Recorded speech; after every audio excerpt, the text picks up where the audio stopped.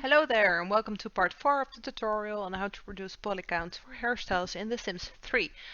I'm sorry if the previous part was a bit confusing. It's because what I try to explain is it's not very difficult, but it's a lot of work. So if I really do everything as I should do it, we have a very long tutorial. And if someone needs that, please say it.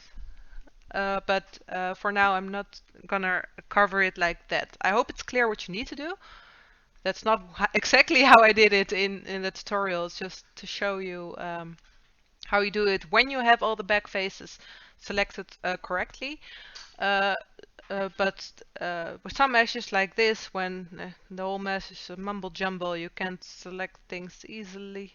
Well, this one is okay still, but it's just a lot of work to separate the back faces from uh, the normal faces. So yeah, um, so you can do it. You can absolutely do it. I did it before. It's you need to put some work in, but usually it's worth it if you want a lower poly hairstyle. I'm gonna show you to it. For example, I have lowered the poly count of a hair. I think it's from Nightcrawler Buttercup with so originals 33k and mine was 18k without decimating.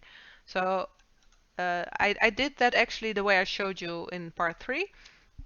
I'm gonna show you. Let's put the or oh no, not this one. That's 4. So this is the original.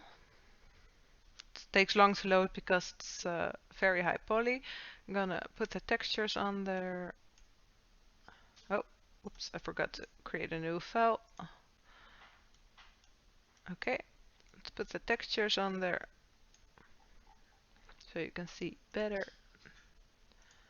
Okay, so this is the original. As you can see, if I remove it has all the back faces, etc. It has all these kind of frizz strands. I will show you that later.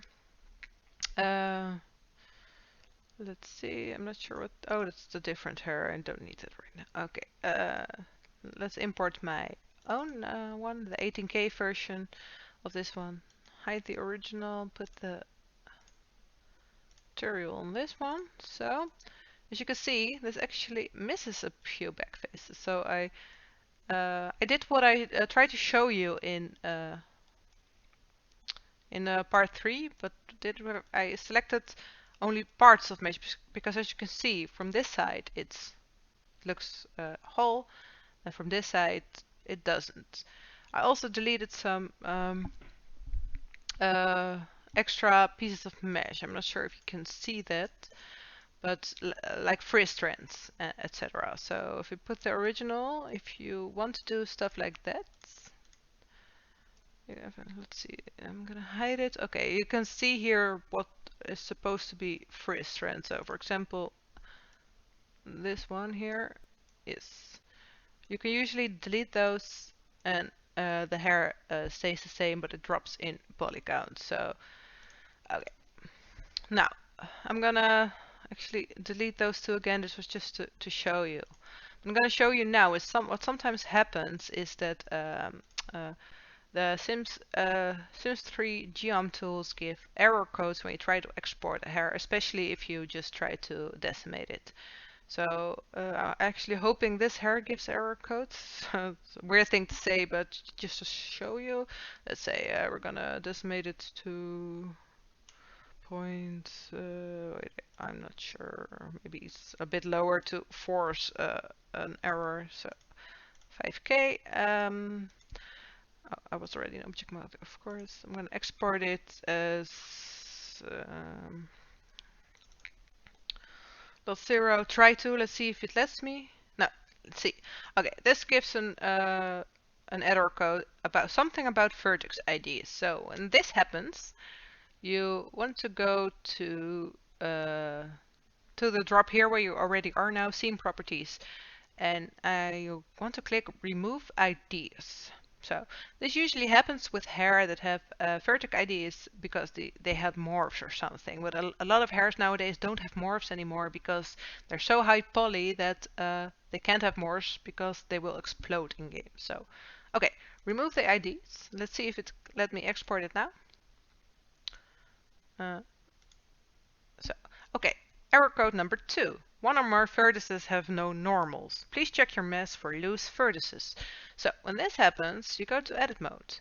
And you want to select the hair, not here, but in the UV map.